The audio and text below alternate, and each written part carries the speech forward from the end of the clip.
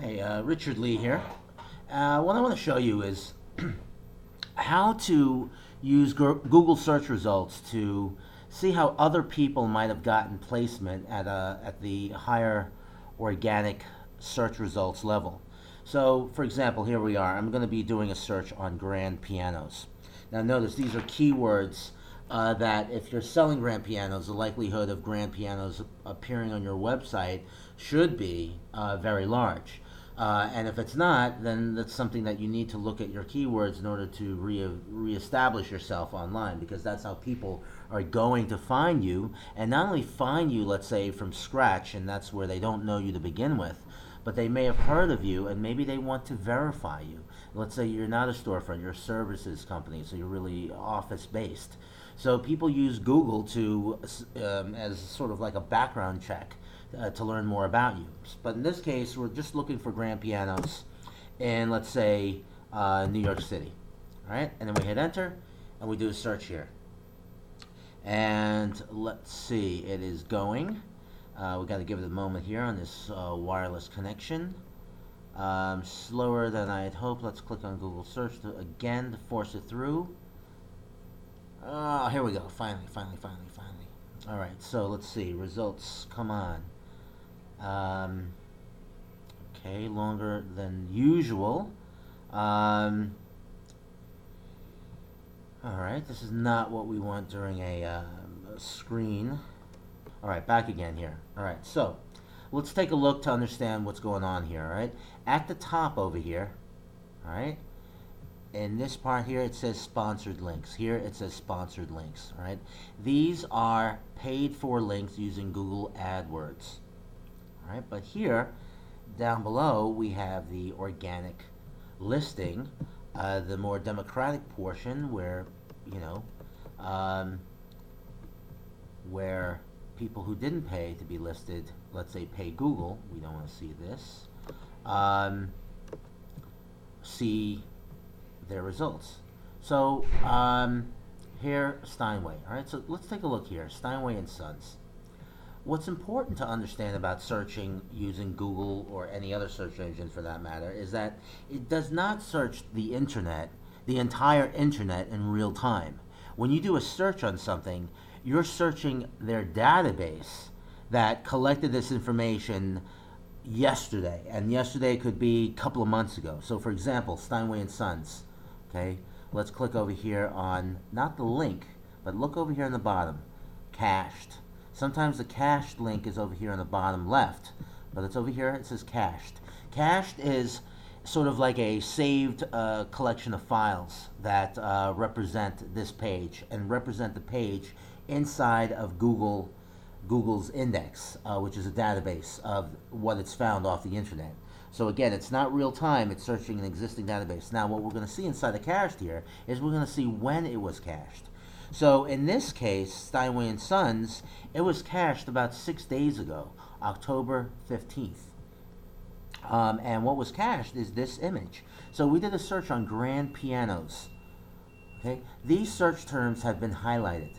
These terms only appear in links pointing to this page, NYC. So in this top thing here, it means that these search terms have been highlighted.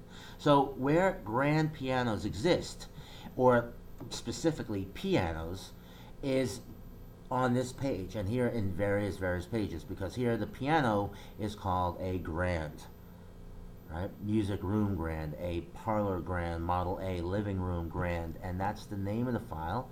And here Google has read the words and it saved it in its database, so it knows that if you type in grand piano and NYC, it has something to do with this page. And Steinway is clearly a well-known company, 150 years old, and that's why we're able to find this, because it is popular, and I'm sure other people are making references to Steinway pianos across the internet, and that contributes to something called a page rank. More on that in another lesson. But this is what we're looking at here. This is the cached image as it appears in Google. And here, Google's cache is the snapshot that we took of the page as we crawl the web on October 15, 2007. All right? So if, let's say, at this address here, which is steinway.com/steinway/catalog models.shtml. If Google were to change this page, they could very well do that. Then the page that we're currently on will not resemble this page. But let's take a look at this page here, and let's flip back. And let's go to the actual page, and let's see if it resembles. Yeah, it resembles it nearly entirely. The only difference is that we don't see what has been highlighted in terms of, what are the keywords buried inside there. However, if we did a search on keywords, I did Control F.